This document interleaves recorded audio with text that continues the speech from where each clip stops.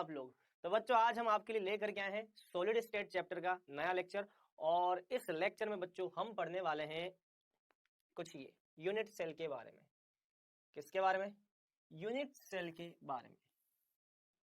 हिंदी में इसको इकाई कोशिका बोलते हैं, एकक कोशिका, एकक कोशिका अलग अलग नाम है, तो इनके बारे में हम चर्चा करेंगे।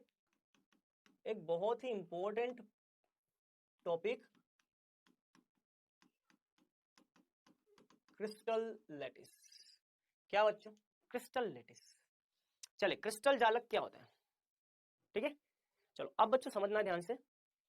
बेटा आपने एक चीज आपको ये महसूस हो रही होगी कि जितने भी क्रिस्टली ठोस होते हैं उनकी कुछ ना कुछ संरचना होनी चाहिए, उनमें अवयवी कणों की कुछ ना कुछ व्यवस्था होनी चाहिए। मान लो मैंने बोला कि NaCl एक क्रिस्टली ठोस है, मैंने आपसे बोला NaCl एक क्रिस्टली ठोस है, तो आप मुझसे क्या पूछेंगे कि सर बताओ NaCl अगर क्रिस्टली ठोस है तो उसमें अवयवी कणों की जो एक निश्चित क्रम में व्यवस्था बनी हुई है ना, वो व्यवस्था कैसी है सर, किस तरह से वो जमे हुए हैं।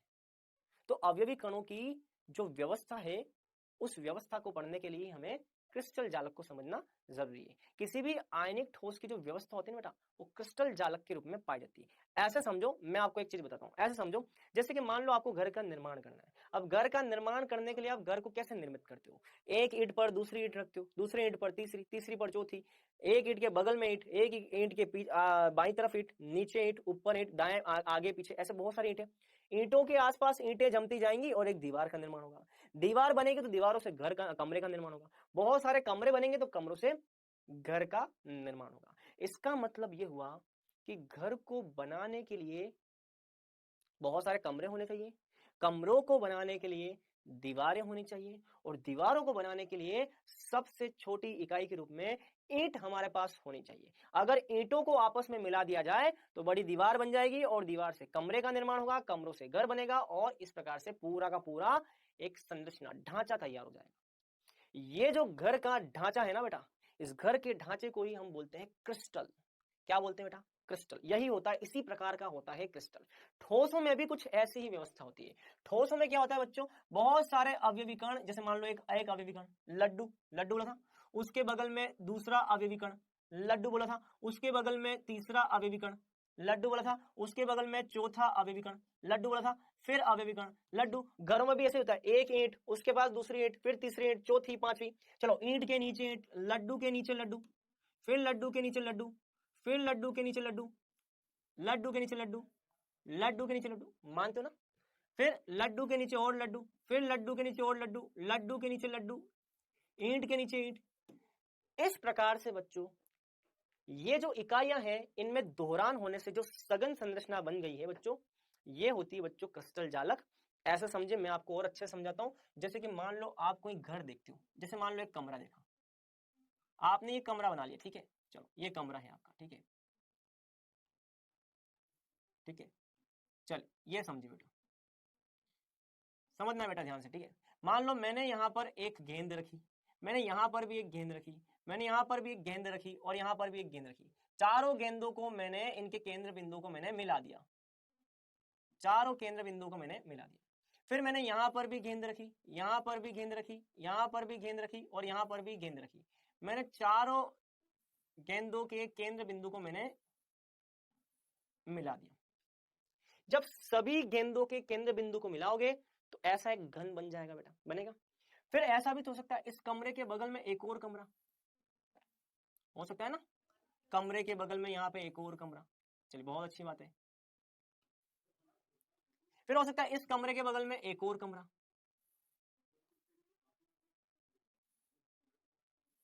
बात समझ में आई? इस कमरे के बगल में एक और कमरा,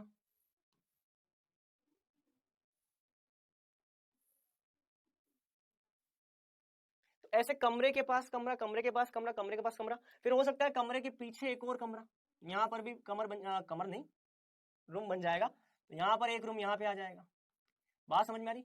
फिर इसके पीछे एक रूम और आ जाएगा, इसके पीछे भी रूम आ जाएगा, इसके पीछे एक रूम और आ जाएगा, इसके पीछे एक रूम और आ जाएगा। बात समझना बेटा? तो रूम के पीछे रूम, चलो इस रूम के आगे भी रूम, इस रूम के दाईं तरफ भी रूम। बेटा होगा क्या कि इसे बहुत सारे कमरे आपस में मिलकर के एक सघन संरचना का निर्माण करेंगे। ये सघन संरचना कैसे बन रही है? इन अवयवी कणों के केंद्र बिंदु को मिलाने से एक क्यूब बना और इन बहुत सारे क्यूब के आपस में मिलने से एक क्रिस्टल संरचना बन गई। तो क्रिस्टल जालक का मतलब यह है बच्चों, अवयवी कणों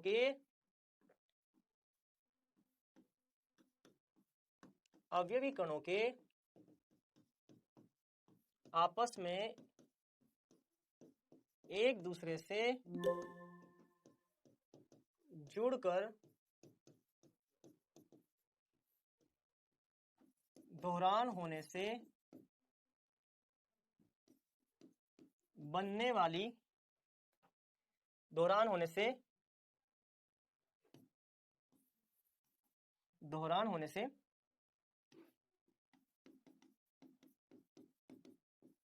तीन विमा में बनने वाली सघन संरचना ही क्रिस्टल जालक कहलाती है। चलो इसको हम थोड़ा और दूसरे तरीके से समझते हैं। चलो, जिन बच्चों को ये समझ में आ गया बहुत अच्छी बात है। मैं आपको एक तरीका और बताता हूं। ऐसे समझो, वही लाला जी वाला एग्जांपल लेते हैं, लाला जी के लड्डू की दुकान वाला। ऐसे समझो बच्चों, लाला जी के लड्डू की शॉप पर हम गए, हमने बोला कि भैया 5 किलो लड्डू दे दो।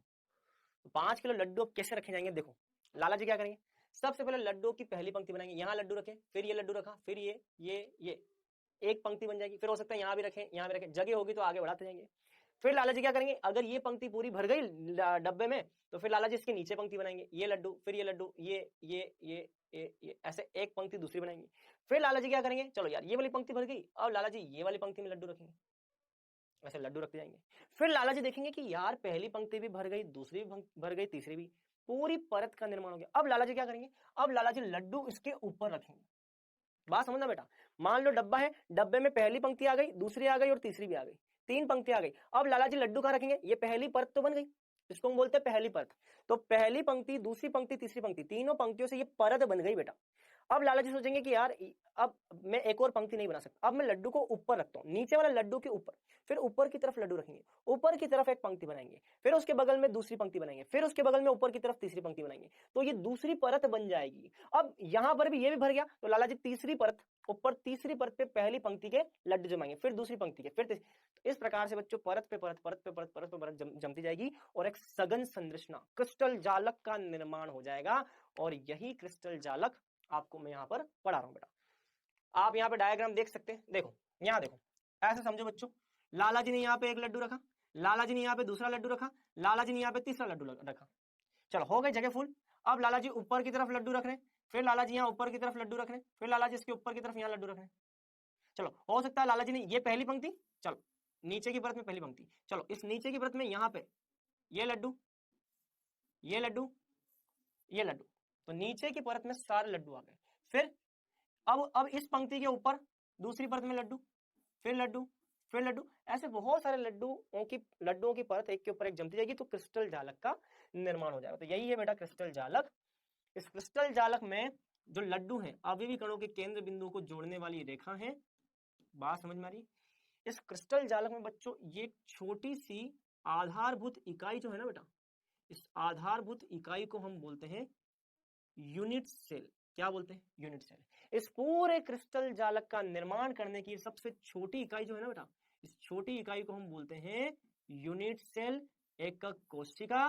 ध्यान रखना, आपकी बुक में एक शब्द दे रखा है मोटिफ। उस मोटिफ का मतलब कुछ और नहीं, अवयवी कण ही है, जिस अवयवी कण के द्वारा इकाई कोशिका और फिर उस इकाई कोशिका से क्रिस्टल जालक का निर्माण होता है, उस अवयवी कण को ही बच्चों हम मोटिफ बोलते हैं। तो आप देख सकते हो ये लड्डू, ये लड्डू, ये लड्डू, इन सभी लड्डुओं के केंद्र बिंदु को आपस में मिला दिया, फिर ये लड्डू, उसके नीचे लड्डू, लड्डू, बहुत सारे लड्डू ऐसे जमे हुए हैं। इन लड्डुओं के केंद्र बिंदु को हम बोलते हैं बेटा जालक बिंदु। क्या बोलते हैं? जालक बिंदु। तो बस यही यहां पर है। इसी में अब क्रिस्टल जालक में अब हम पढ़ेंगे बच्चों इकाई कोशिका,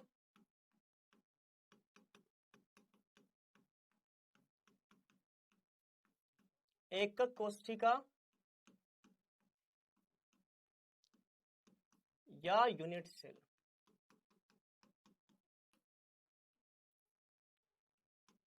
इकाई कोशिका, एकक कोशिका या यूनिट सेल। क्या होता है बच्चों, तो इसकी परिभाषा लिखनी है। अच्छा सारा मिट गया, चलो फिर से हम लिख लेते हैं। एकक कोशिका या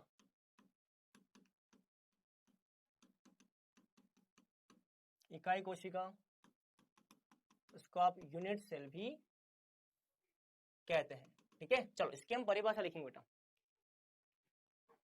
वह आधारभूत इकाई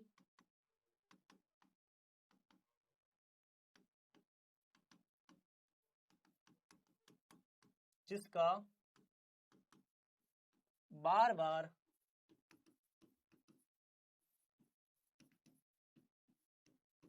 दोहरान करने पर, वह आधारभूत इकाई जिसका बार बार दोहरान करने पर संपूर्ण क्रिस्टल जालक का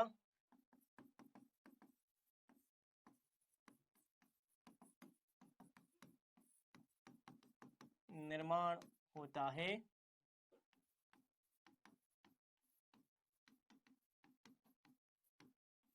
इकाई कोशिका कहते हैं। चलिए फिर से हम समझते हैं, आ जाओ। जैसे कि ये देखो, ये पूरा क्रिस्टल जालक है। अब इस क्रिस्टल जालक में एक छोटा सा कमरा, उसके पास कमरा, उसके पास कमरा, मतलब कि आप ये देखो, जब आपको एक घर का निर्माण करना है तो घर का निर्माण करने के लिए निश्चित तौर पर एक सबसे छोटा कमरा, उसके पास कमरा, उसके बाद तो बहुत सारे कमरे मिल करके घर का निर्माण करते हैं। तो इस पूरे घर का निर्माण, इस पूरे क्रिस्टल जालक का निर्माण एक छोटी सी इकाई कोशिका के द्वारा हो रहा है। और यही इकाई कोशिका, जिसको मैंने काली पेंसिल से मार्क कर रखा है, यही छोटी सी आधारभूत कोशिका जो है, इसको हम बोलते हैं बेटा इकाई कोशिका। छोटी सी आधारभूत कोशिका को ही हम बोलते हैं इकाई कोशिका, यूनिट सेल। ऐसी बहुत सारी यूनिट सेल आपस में मिल करके संपूर्ण क्रिस्टल जालक का निर्माण करती है। चल अब इस इकाई कोशिका के बारे में हम थोड़ा और चर्चा करते हैं।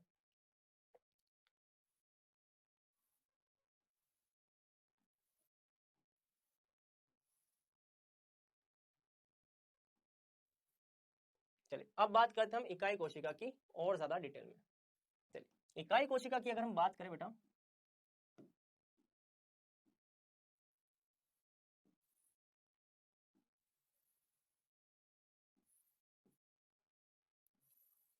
इकाई कोशिका की अगर हम बात करें बच्चों, तो ये रही एक इकाई कोशिका।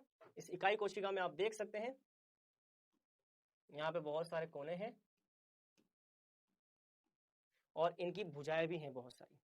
तो यदि मैं आपसे बोलूं कि इकाई कोशिका के गुणधर्म क्या क्या होंगे, तो अब हमें पढ़ना है इकाई कोशिका के गुणधर्म। इकाई कोशिका के गुणधर्म की बात करें तो आप देख सकते हैं इकाई कोशिका में एक लंबाई है, एक चौड़ाई है और इकाई कोशिका में बच्चों एक ऊंचाई है।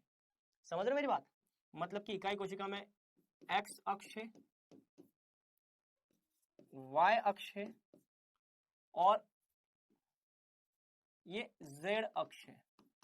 बात समझ में क्लियर? चलो ठीक है। अच्छा अब इस इकाई कोशिका में अगर आगे बात करें तो ये जो भुजा है ना बेटा, इस भुजा को हम बोलते हैं ए भुजा, इसको ए नाम दे दिया। चलो इस वाली भुजा को हम बोलते हैं बेटा, इस वाली भुजा को हम बोलते हैं बेटा बी भुजा। और ये जो जेड अक्ष पर जो भुजा है बेटा, जेड अक्ष पर जो ये भुजा जा रही है, इस भुजा को हम बोलते हैं सी भुजा। क्या बोलते हैं? सी। तो ये तीनों ए बी सी भुजाएं जो हैं इकाई कोशिका की, इनको हम बोलते हैं इकाई कोशिका की अक्षीय लंबाई। तो हमारे यहाँ पर इकाई कोशिका के गुणधर्मों में दो महत्वपूर्ण प्रॉपर्टी होती है। एक तो इकाई कोशिका की यहाँ पर अक्षीय लंबाई होती है हमारे पास। अक्षीय लंबाई क्या क्या है? ए बी सी रूप में। मतलब कि इकाई कोशिका की अक्षीय लंबाई मतलब कि इसकी जो भी भुजाएं हैं बेटा, ए भुजा, बी भुजा और सी भुजा, ये भुजाएं क्या कहलाती हैं? अक्षीय लंबाइयां। एक्स अक्ष पर, वाई अक्ष पर और जेड अक्ष पर। इसी तरह से बच्चों एक होता है बच्चा इकाई कोशिका में अक्षीय कोण, एक्सियल एंगल, इसको हम बोलते हैं एक्सियल एंगल, इसको हम बोलते हैं एक्सियल लेंथ। इकाई कोशिका के दो गुणधर्म होते हैं इकाई कोशिका की, एक तो अक्षीय लंबाई होती है बेटा और इकाई कोशिका का एक अक्षीय कोण होता है। अक्षीय कोण क्या क्या होते हैं? ए भुजा के सामने वाला जो कोण होता है बेटा, ए भुजा के सामने वाला जो कोण है, ए भुजा के ठीक सामने वाला कोण, इसको हम अल्फा बोलते हैं। बी भुजा के ठीक सामने वाला यहां वाला कोण, इसको हम बीटा बोलते हैं। और सी भुजा के ठीक सामने वाला ये कोण जो है, इसको हम गामा बोलते हैं। तो यहां पर 3 प्रकार के अक्षीय कोण होते हैं, एक अल्फा, एक बीटा, एक गामा। अल्फा कोण जो होता है बेटा, ये ए भुजा के सामने वाला है, बात समझ में। बीटा कोण जो है बेटा, ये बी भुजा के सामने वाला कोण है,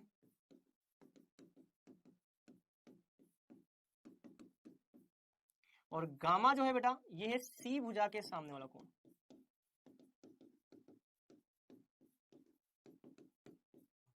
बात समझ में आई?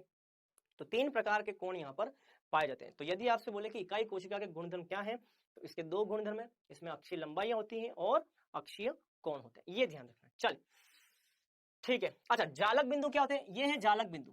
अवयवी कणों के केंद्र बिंदु को हम बोलते हैं जालक बिंदु। अवयवी कण है, इसका केंद्र बिंदु जालक बिंदु। तो यहाँ रेखाओं का उपयोग केवल ज्यामिति को समझने के लिए किया जाता है। यहाँ जो लाइनें खींची हुई ना बेटा, ये लाइनें केवल ज्यामिति को समझने के लिए हमने इस्तेमाल कर रखी है। ठीक है, चल ये हो गया।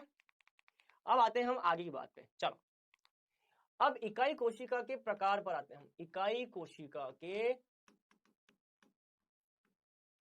प्रकार। अब हम बात करेंगे इकाई कोशिका के प्रकार की। ठीक है, सबसे पहले इकाई कोशिका के प्रकार हम जो पढ़ने वाले हैं बच्चों, वो परिमाप के आधार पर। किसके आधार पर? परिमाप के आधार पर। या आप ये बोल दो कि अक्षीय लंबाई तथा अक्षीय कोण, अक्षीय लंबाई तथा अक्षीय कोण के आधार पर इकाई कोशिकाओं के प्रकार। तो भैया एक बात ध्यान रखना, इकाई कोशिका में 3 प्रकार की लंबाई है, ए बी सी, और इकाई कोशिका में 3 प्रकार के कोण है, अल्फा बीटा गामा। इन दोनों के आधार पर, इन परिमाप के आधार पर इकाई कोशिकाओं को कुल 7 प्रकारों में बांटा गया है, जिसमें आप यहां देख सकते हैं, मैं टेबल भी आपके पास लेके आया हूं। सबसे पहला होता है क्यूबिक, फिर चतुष्फलकीय, फिर विषम लंबाक्ष, षटभुजीय, त्रिसमताक्ष, एकंताक्ष और तीनताक्ष। आप यहां देख सकते हैं, इन सभी प्रकार की इकाई कोशिकाओं में किसी में तीनों लंबाइयां समान है, किसी में तीनों लंबाइयां समान नहीं है, 2 समान है तो 1 असमान है। बात समझ में आ रही? तो बच्चों ये जितने भी इकाई कोशिकाएं आपको दिखाई दे रही हैं 7 प्रकार की, परिमाप के आधार पर ये वर्गीकृत हैं। इनमें किसी इकाई कोशिका में तीनों भुजाएं बराबर हैं और तीनों कोण भी बराबर हैं 90 डिग्री के। तो हो सकता है किसी के अंदर तीनों कोण असमान हो, तीनों भुजाएं असमान हो, तीनों कोण भी असमान हो। कहने का मतलब तीनों भुजाएं ए बी सी के आधार पर और तीनों कोण अल्फा बीटा गामा के आधार पर 7 प्रकार की इकाई कोशिकाएं मैंने आपको यहां पर बता रखी हैं, और ये इनमें अंतर होता है बेटा। इसी अंतर को बेटा अब हम डिटेल में समझेंगे। चल ठीक है, अब यहां पढ़ने वाले हम अंतर को। तो परिमाप के आधार पर, तो सबसे पहले बेटा इस परिमाप के आधार पर इसको समझने के लिए मैंने एक ट्रिक बता रखी है, CTOMTHT। ठीक है, चलो तो इसको हम बोलते हैं, चलो मैं आपको एक काम करता हूं। तो परिमाप के आधार पर कितने प्रकार की इकाई कोशिका, इनको समझने के लिए मैंने एक बच्चों ट्रिक बना रखी ताकि आप इसको समझ लें। सबसे पहला होता है क्यूबिक, फिर होता है टेट्रागोनल, फिर होता है ऑर्थोरोम्बिक। ऑर्थोरोम्बिक, यार इसको थोड़ा बड़ा लिखते हैं यार, हटाओ, बहुत छोटा छोटा हो रहा है ना, इसको थोड़ा बड़ा लिखता हूं मैं। चलो राइटिंग थोड़ी बड़ा निकालता हूं, CTOMTHT। ये लेटर्स इस साइज के आपको इस्तेमाल करने हैं। ठीक है, चलो तो C का मतलब बच्चों यहाँ पे क्यूबिक, अभी याद हो जाएगा बेटा, यही याद हो जाएगा। T का मतलब होता है बेटा टेट्रागोनल, O का मतलब होता है बेटा ऑर्थोरोम्बिक, M का मतलब होता है मोनोक्लिनिक, T का मतलब होता है बेटा ट्राइक्लिनिक, H का मतलब होता है हेक्सेगोनल, और T का मतलब होता है बेटा ट्राइगोनल।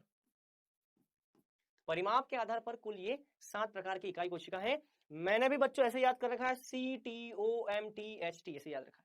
ठीक है, क्लियर? चलो अब इसमें क्या क्या होता है आइए समझते हैं।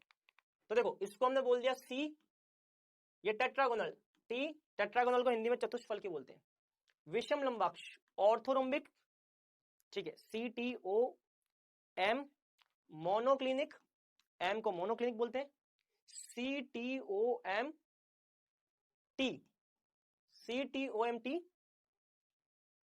H और ट्राइगोनल T। जिस सीक्वेंस में बच्चों मैंने आपको यहाँ पे बातें बता रखी हैं, सबसे पहला हमारे लिए सबसे पहला ये होगा, हमारे लिए दूसरा ये होगा, हमारे लिए तीसरा ये होगा, हमारे लिए चौथा हो जाएगा ये, हमारे लिए पांचवा हो जाएगा ये, हमारे लिए छठा हो जाएगा ये, और सातवें नंबर पर हमारे लिए आएगा ये।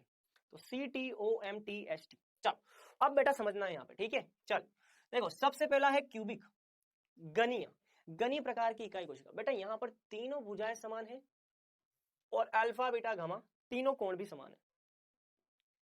यहाँ पे तीनों भुजाएं समान है, यहाँ पे तीनों कोण भी समान है।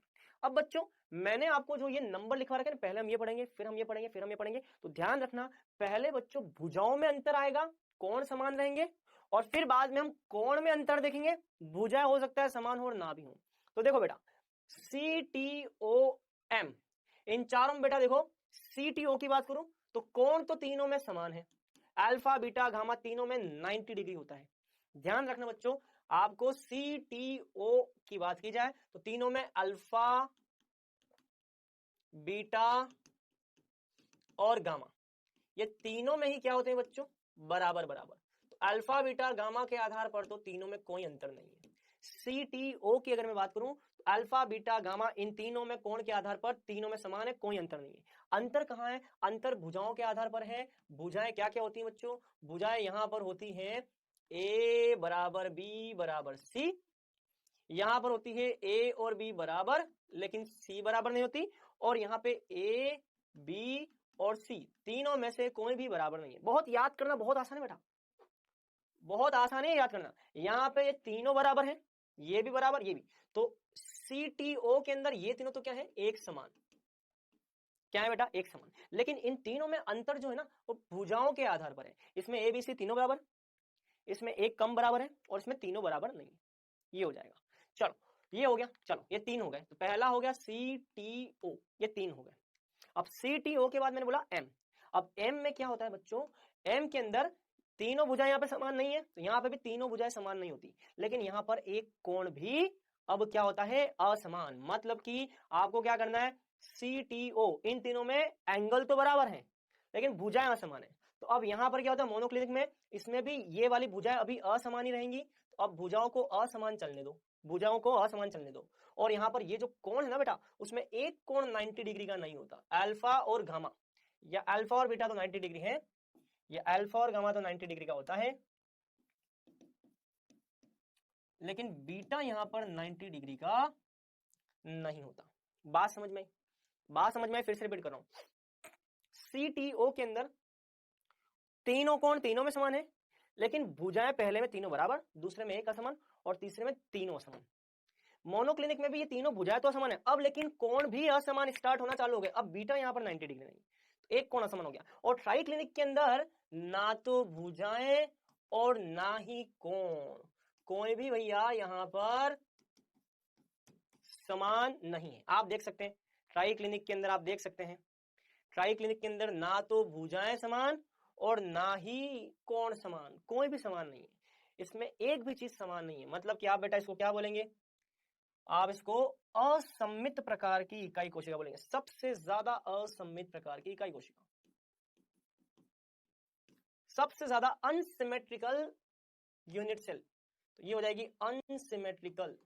इसमें कोई भी बच्चों आपका समान नहीं है, ना तो भुजाएं समान है ना ही आपकी ये कौन समान है। ठीक है, चलो ये हो गया। अब कितने बच गए, अब भैया 1 2 3, ये सॉरी माफ करना, अब एक और दो ही बच गए। हेक्सागोनल याद रखना बहुत आसान है। हेक्सागोनल में एक कोण बच्चों 120 डिग्री का होता है। हेक्सागोनल में एक कोण क्या होता है, 120 डिग्री का। चलो ये भी हो गया। अब आते हैं बेटा हेक्सागोनल में। हेक्सागोनल में एक कोण जो होता है ना बेटा गामा वाला, ये 120 डिग्री का है। अगर आपको किसी भी ऑप्शन के अंदर कोई एक कोण ऐसा दिख जाए जो 120 डिग्री का है तो वो हेक्सागोनल हो जाएगा। क्लियर, तो ये ध्यान रखना है। तो और इसमें एक भुजा असमान होती है। मतलब कि अगर मैं हेक्सागोनल की बात करूं तो हेक्सागोनल के अंदर अल्फा बीटा समान और गामा जो है वो 120 डिग्री का, या ये मान लो कि बीटा जो है वो 120 डिग्री का। अब इसने क्या कर रखा है, बीटा 120 कर रखा है, गामा 120, तो बस गामा कर रखा तो ठीक है। और अल्फा बीटा तो 90 डिग्री होता ही है, 90 डिग्री। अच्छा भुजा की बात करें तो ए और बी तो समान है लेकिन सी समान नहीं, ये ध्यान रखना। अच्छा ट्राइगोनल के अंदर ए बी सी तीनों समान, कोण भी अल्फा बीटा गामा तीनों समान, लेकिन ये तीनों 90 डिग्री नहीं होते, जहां तक मैं अगर सही पढ़ रहा हूं तो। हाँ ट्राइगोनल के अंदर ए बी सी तीनों समान, अल्फा बीटा गामा तीनों ये भी समान, लेकिन कोण 90 डिग्री का नहीं होता है। तो ये अब देखो ट्राइगोनल बिल्कुल वैसा ही है जैसा कि क्यूबिक है। ट्राइगोनल और क्यूबिक समान होते हैं, बस अंतर क्या है, ट्राइगोनल और क्यूबिक ये दोनों एक जैसे हैं, इसमें भी भुजाएं बराबर, इसमें भी भुजाएं बराबर, इसमें भी कोण बराबर, इसमें भी कोण बराबर, बस अंतर क्या है, यहां पर कोण बराबर है लेकिन 90 डिग्री नहीं है, यहां पर कोण बराबर है और 90 डिग्री में है। तो घनीय और ट्राइगोनल ये दोनों बराबर है, इसको ऐसे याद रख सकते हो। तो ये है बच्चों पूरी टेबल में एक्सप्लेनेशन, ठीक है, ये ध्यान रखना है। चलो अब यहाँ पे एक चीज बेटा और ध्यान रखेंगे, क्या मैं आपको बता देता हूँ, टोटल कितने ब्रेवाइज जालक पाए जाते हैं इन 7 इकाई कोशिकाओं में, तो ध्यान रखना है एक ब्रेवाइज जालक, दूसरा, तीसरा, चौथा, पांचवा, छठा, सातवां, आठवां, नौवां, 10वां, 11वां, 12वां, 13वां, 14, 15, 14 सॉरी टोटल 14 ब्रेवाइज जालक इन 7 यूनिट सेल के अंदर बच्चों डिवाइडेड होते हैं। तो ये क्या क्या होते हैं अभी हम इनको एक एक करके देखने वाले हैं। तो ये वाली टेबल आपको तब समझाऊंगा जब मैं आपको यूनिट सेल के अवयवी कणों की जमावट के हिसाब से मैं प्रकार बता दूंगा, तब मैं आपको समझाऊंगा। तो अभी इसको छोड़ दें, ये मैं आपको मोस्ट प्रोबेबली नेक्स्ट क्लास में बताऊंगा बेटा, ठीक है, नेक्स्ट क्लास में हम इसको कवर कर देंगे। अच्छा इनके उदाहरण क्या क्या है, तो आप ये उदाहरण ध्यान रखना, जैसे कि गनीय में NaCl होता है, ठीक है, टेट्रागोनल में बेटा श्वेटीन SnO2 TiO2 कैल्शियम सल्फेट होता है।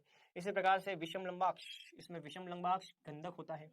षटभुजी में ये आपका ग्रेफाइट, अभी मैंने आपको संरचना बताई थी ग्रेफाइट की, अगर आपको याद हो तो ग्रेफाइट की संरचना में याद करो, देखो षटभुजी है, देखो ये ग्रेफाइट की संरचना 6 भुजा है, षटभुजी संरचना होती है बेटा। षटभुजी किसमें होता है, षटभुजी में ग्रेफाइट में होता है ZnOCdS, ठीक है। कैल्साइट CaCO3 ये आपका पाया जाता है ट्राइगोनल के अंदर, सिनेबार। एकंताक्ष गंधक मोनोक्लिनिक, एकंताक्ष में एकंताक्ष गंधक होगा, मोनोक्लिनिक में मोनोक्लिनिक गंधक होगा Na2SO4.10H2, और यहाँ पर पोटेशियम डाइक्रोमेट और कॉपर सल्फेट ये पाया जाता है त्रिताक्ष के अंदर। एग्जांपल ये जो है ना बेटा, इनको कैसे याद करना है ये मैं आपको बताऊंगा जब मैं आपको यूनिट सेल की बनावट पढ़ा दूंगा, मतलब यूनिट सेल की अवयवी कणों के रख रखाव जमाव के आधार पर जब मैं आपको वर्गीकरण बताऊंगा, तब मैं आपको ये चीज समझा दूंगा, ठीक है। चलिए अब आते हैं बेटा आगे की बात पे, ये हो गया, अब आते हैं आगे की बात पे। चलिए अब हम बेटा यहाँ पे देखने वाले हैं, अगला पॉइंट यहाँ पे देखने वाले हैं यूनिट सेल के कुछ और गुणधर्म। चलो पहले मैं आपको बताता हूँ यूनिट सेल के कुछ और गुणधर्म, जैसे कि एक घन में हम यूनिट सेल को एक घन मानते हैं, तो हम एक क्यूब के गुणधर्म देख लेते हैं बेटा, ठीक है। तो एक घन के अंदर क्या क्या हो सकता है बेटा वो देख लेते हैं, ठीक है। तो बच्चों आपको पता है घन कैसा दिखाई देता है, घन ऐसा दिखाई देता है,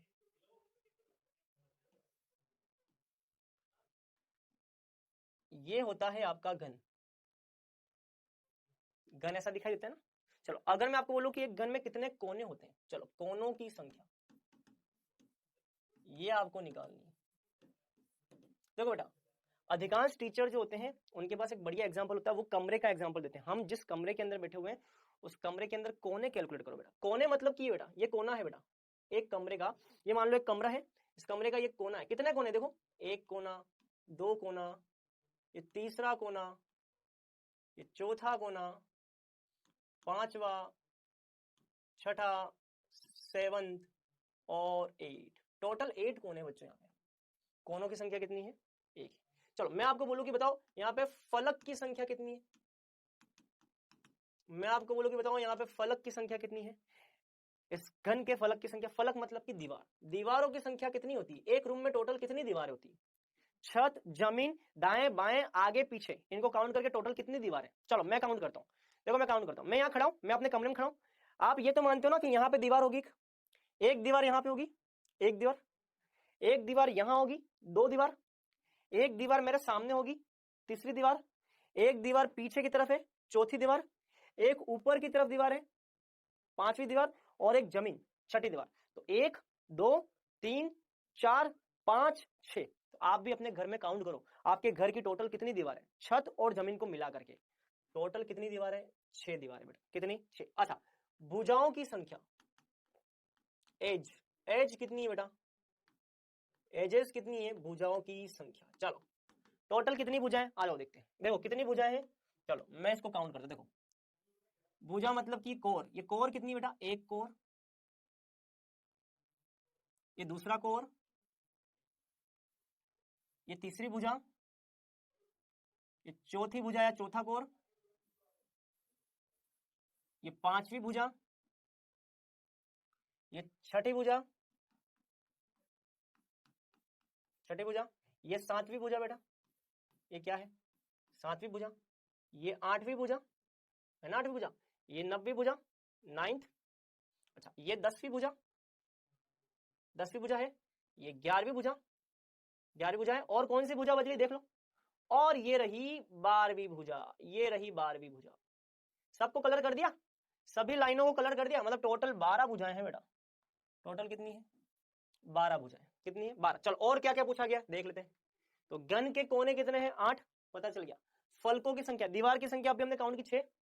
चलो भुजाओं की संख्या, किनारी कोर मतलब इसको बोलते हैं भुजा, भुजा किनारी कितनी है टोटल, किनारी टोटल कितनी है 12 अभी। चलो फिर क्या, घन का केंद्र, अच्छा केंद्र, अच्छा इस पूरे घन के केंद्र कितने होंगे, इस रूम का केंद्र कितना होगा, केंद्र तो बच्चों यहाँ बीच में होगा, केंद्र हमेशा एक ही होगा, तो घन का केंद्र होगा बेटा ये एक ही होगा, एक से ज्यादा नहीं होगा। घन का केंद्र क्या होगा, घन का केंद्र एक ही होगा। चलो घन के केंद्र के अलावा क्या, आ जाओ, घन का केंद्र हो गया, घन के विकर्ण कितने हैं और फलक के विकर्ण कितने, चलो घन के विकर्ण और फलक के विकर्ण। चलो घन के विकर्ण क्या क्या होते हैं बेटा, घन का विकर्ण कौन कौन सा, इधर देखेंगे सभी बच्चे। चलो इस घन के अंदर ये पहला बिंदु और 7वां बिंदु, 1 और 7 इन दोनों के बीच में क्या होगा बेटा, ये होगा विकर्ण, ठीक है, ये हो जाएगा विकर्ण। तो 1 और 7 के बीच में आ जाएगा विकर्ण। तो घन के विकर्ण कौन कौन से होंगे, तो 1 और 7 के बीच में आपका आ जाएगा घन का ये विकर्ण। तो घन के विकर्ण कितने होंगे, चलो ये लिख लेते हैं,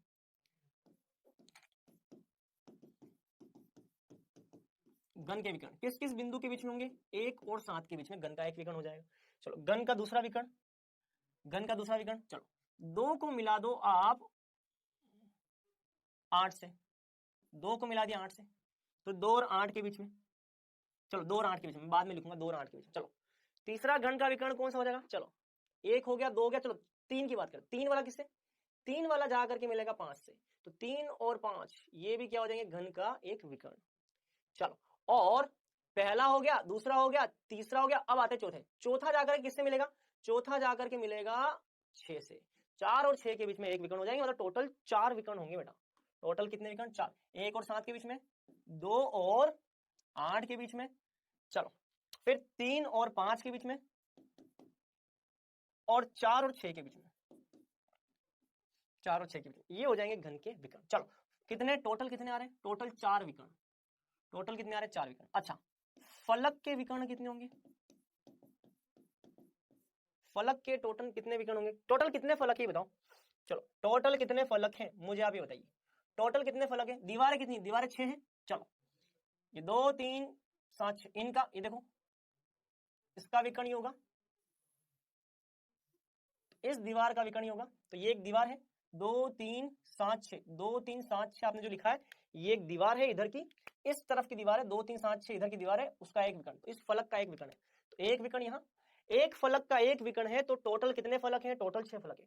इस एक फलक का ये एक विकर्ण है, टोटल कितने फलक है 6, तो अगर एक फलक का एक विकर्ण तो टोटल कितने फलक 6, तो 6 फलक के 6 विकर्ण होंगे बेटा, कितने होंगे 6 विकर्ण। तो यही यहाँ पे लिखा हुआ है, ठीक है, घन के विकर्ण 4, माफ करना माफ करना माफ करना, घन के विकर्ण 4, फलक के विकर्ण 12, उल्टा बोल दिया मैंने, एक मिनट मिसिंग क्या है रुक जाओ, हाँ तो घन के 6 नहीं माफ करना, तो 12 12 6 प्लस 6 क्यों, अब देखो 6 प्लस 6 क्यों, बिल्कुल देखो 2 से 7 के बीच में विकर्ण है, तो 3 से और 6 के बीच में भी तो विकर्ण होगा, तो एक फलक के अंदर कितने विकर्ण होंगे, 2 विकर्ण होंगे, माफ करना बेटा माफ करना, एक फलक के अंदर कुल कितने, भाई एक दीवार है, मैं आपको समझा, देखो एक दीवार है, ये एक दीवार है, मान लीजिए एक दीवार है, अब इस दीवार के बच्चों कितने विकर्ण होंगे, देखो एक तो ये विकर्ण होगा इस दीवार का, और दूसरा विकर्ण बेटा ये होगा, एक फलक के एक दीवार के 2 विकर्ण है, एक दीवार के 2 विकर्ण है, तो टोटल कितनी दीवारें हैं, टोटल 6 दीवारें, 6 प्लस 6 टोटल 12 विकर्ण हो जाएंगे, तो फलक के विकर्ण कितने हो जाएंगे 12। तो यही सारी बातें बेटा यहाँ पे लिखी हुई हैं, आप इनको पढ़ सकते हो। तो ये रहा फलक का केंद्र, फलक का केंद्र 1 है। चलिए बहुत अच्छी बात है। ये क्या है? ये घन का कोना है, घन का कोना। ये फलक का केंद्र है, फलक का केंद्र यहाँ पे, ठीक है। ये फलक का केंद्र, ये घन की भुजा का केंद्र है ये बेटा, ठीक है। और ये अलग अलग चीजें दे रखी। फेस का मतलब होता है फलक, कॉर्नर का मतलब होता है कोना, फेस सेंटर का मतलब होता है फलक का केंद्र। फलक का केंद्र मतलब ये एक फलक के केंद्र पर एक ही होगा, तो 6 फलकों के केंद्र पर टोटल 6 होंगे, 6 हो जाएगा। कॉर्नर कितने? कॉर्नर 8। फलक कितने? फलक 6। फलक के विकर्ण कितने हैं? फलक के विकर्ण, फलक के विकर्ण है 12। बहुत बढ़िया। बॉडी डायगोनल, घन के विकर्ण, घन के विकर्ण कितने? घन के विकर्ण है बेटा 4। अच्छा, कोर कितने? कोर या किनारे कितने हैं? कोर या किनारे कितने? 12। तो कोर या किनारे हो जाएंगे 12, ठीक है। तो ये ध्यान रखना, ये हमने अभी कंप्लीट किया। बस बेटा ये है। इसके अलावा आगे की बातें मैं आपको अगली क्लास में बताऊंगा। अगली क्लास में हमको बहुत सारी चीजें पढ़नी है, जैसे कि सिंपल क्यूबिक, है ना, आद्य प्रकार की इकाई कोशिका, फिर मैं आपको बताऊंगा काय केंद्रित इकाई कोशिका, फलक केंद्रित इकाई कोशिका, ये सब हम नेक्स्ट क्लास में पढ़ेंगे। पहले आते हैं क्विज पर। निम्न में से आणविक ठोस कौन सा है? निम्न में से कौन सा ठोस आणविक ठोस है?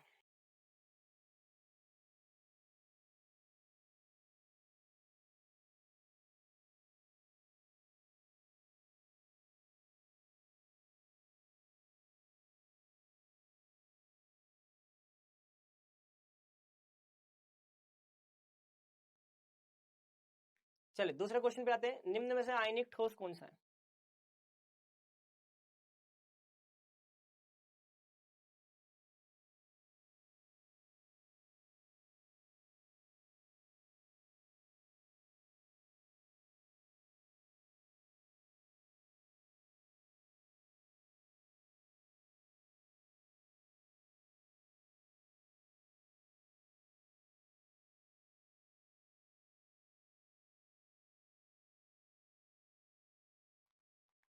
चलिए आणविक ठोस कौन सा? देखो फर्स्ट वाला, ये तो आयनिक ठोस है। NaCl क्या है? आयन बनते हैं Na+Cl में, आयनिक। ये क्या है? धातु है। धातु मतलब कि धात्विक ठोस। सिलिका, सिलिका मतलब कि SiO2, ये तो सहसंयोजक होता है। और आइस, आइस मतलब कि वाटर, वाटर में भैया आणविक ठोस है, हाइड्रोजन बंध पाया जाता है इसमें। चलो आयनिक ठोस कौन सा? अभी बताया NaCl, आयनिक ठोस है। चलिए आज हमने क्या पढ़ा? आज हमने बच्चों परिमाप के आधार पर इकाई कोशिका के प्रकार पढ़े, यूनिट सेल के प्रकार। चलो पैनल पे आपको होमवर्क मिल जाएगा। अगली क्लास में भी हम इस यूनिट सेल को ही पढ़ेंगे और हम इसके अवयवी कणों के जमाव के आधार पर, संरचना के आधार पर हम यूनिट सेल के प्रकार पढ़ेंगे। चलिए बच्चों आज के लिए इतना ही। Best of luck.